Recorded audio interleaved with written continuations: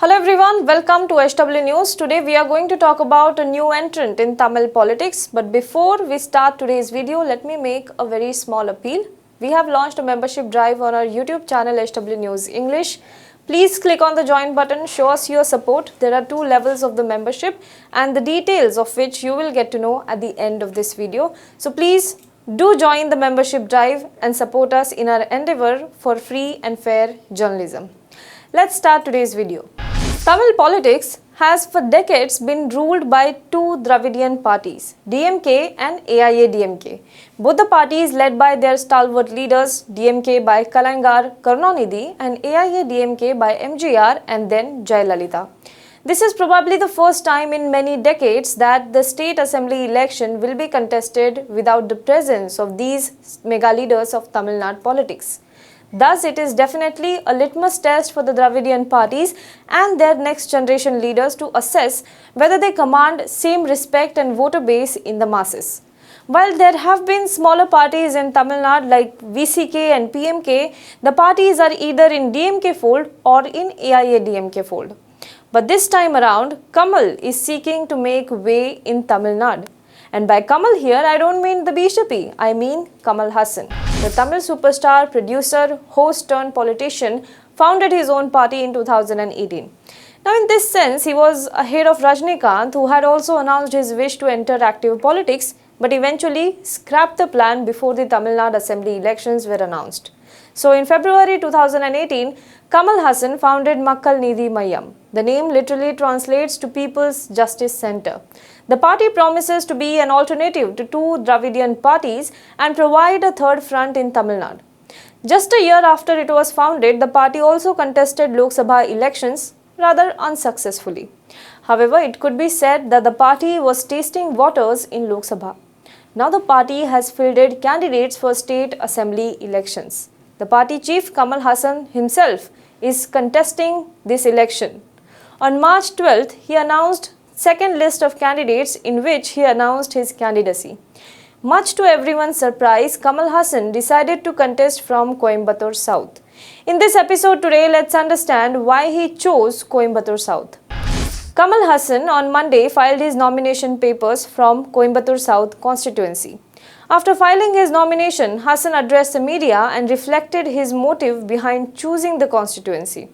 Pointing out that there was an attempt to communally polarize the region, he said, and I quote, "Various attempts have been made to destroy communal peace of this region and I want to fight that." Referring to the region as a Manchester of the South, he vowed to preserve its status and pride. He said that in Coimbatore South, the prominent parties have not kept their promises of building roads, providing access to water, drainage system, world-class airport or even the metro rail system. He said that Coimbatore is very close to his heart, he has many friends there and many important events of his life happen in the city. He also rejected the tag of outsider. He has also begun his outreach program amid the Coimbatore population. Just a day after he filed his nomination papers, he launched his campaign with interactions with voters. Haasan began the day by meeting citizens along the Racecourse Road, a posh locality in the city, and engaged with morning walkers and joggers. He then went on to visit a gymnasium in Ramanathapuram set up by late film producer Sando MMA Chinnappa Thevar and demonstrated his prowess in Silambattam, a traditional martial arts of Tamil Nadu with a long cane. Later, he interacted with the public at a roadside tea shop to understand their problems and garner support. In a bid to reach out to people of various communities, the Makkal Needhi Maiam founder also visited a fish market in Ukkaram area and discussed local issues with the people. Meanwhile, members of Coimbatore Jewellery Manufacturers Association submitted a memorandum to Haasan seeking, among other things, establishment of a gold jewellery park. While Kamal Haasan has put his campaign in 4th gear already, let us understand why the actor selected the Coimbatore South constituency to contest from. For that, we have to look at the rival candidates in this constituency. On April 6th, Kamal Haasan will be fighting a 4-cornered battle with high-profile opponents like Vanati Srinivasan, president of BJP's Mahila Morcha, businessman Mayura Jaikumar, who is a Congress candidate, and industrialist challenger R. Doraiswamy of AMMK for a seat in the Assembly from Coimbatore South constituency. Now, Vanathi Srinivasan ended up as the second runner-up during the 2016 Assembly election. AIADMK candidate Amman K. Arjunan won here in 2016. But this time, BJP bargained hard with AIADMK for the seat. Vanathi is very confident of victory this time around with the support of AIADMK. The advocate turned politician has been active on the ground by taking part in several initiatives like organizing job fairs. Congress candidate Mayura Jaikumar, who lost to AIADMK candidate in 2016, is trying his luck once again. In 2011, he contested in Singanallur but lost.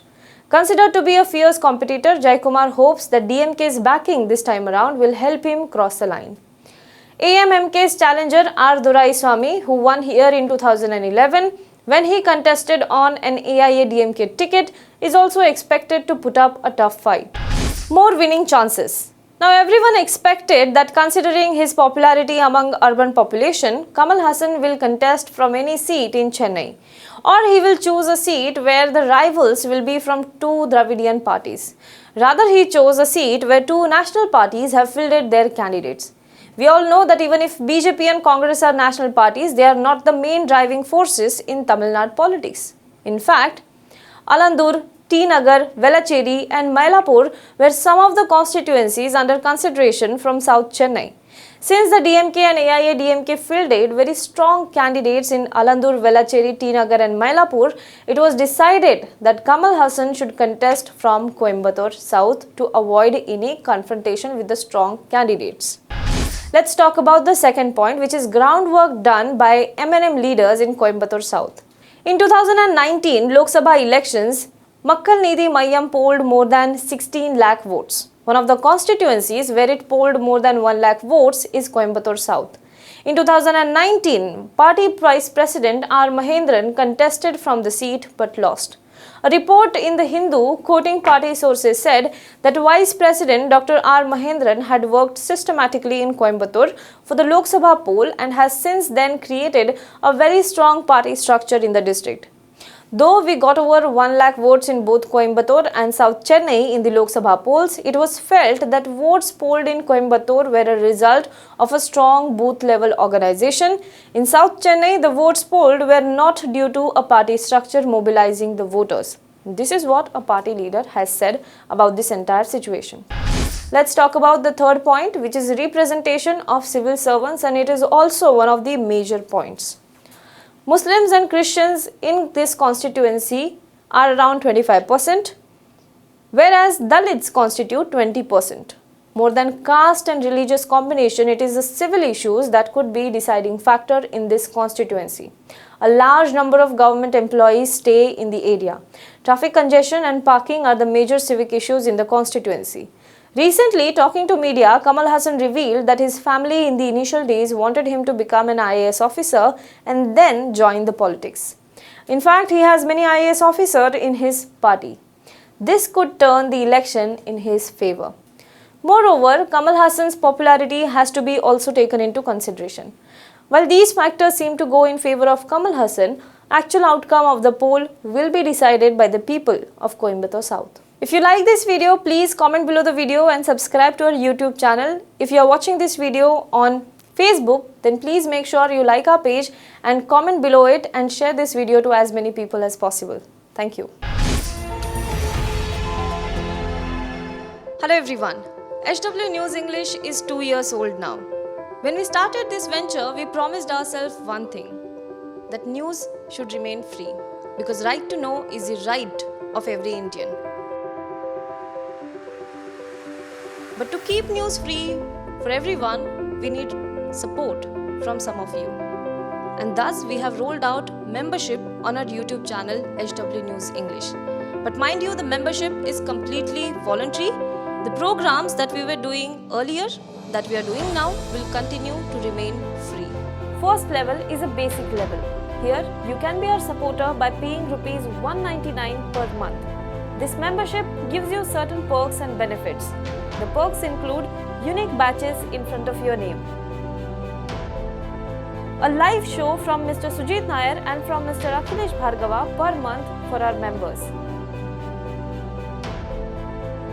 You can also vote in some exclusive members-only polls. Now the second level is Super Supporter. Here you can be our Super Supporter by paying Rs 3,999 per month. This membership will include every perk that comes with basic level.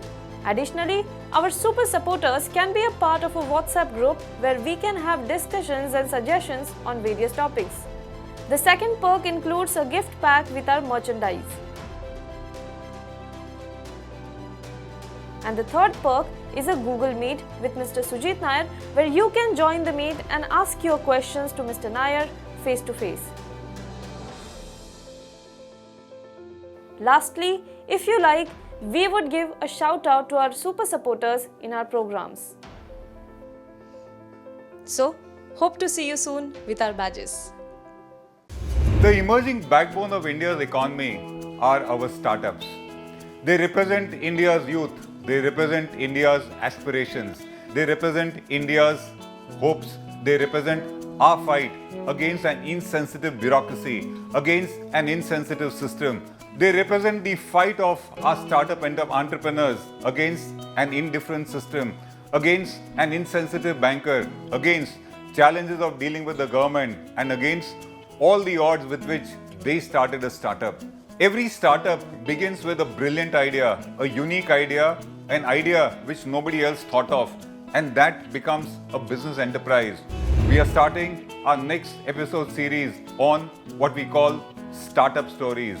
It is a curiosity to know what was that idea, what was the motivation, what was the determination because of which one talented entrepreneur, without any background of business perhaps, decided to venture out on his own and create a successful enterprise. These are the ideas that motivate us also. If you have a startup story which is interesting, we would want to talk to you also. Come back to us with your own startup stories, and you might also be the person we would like to talk to.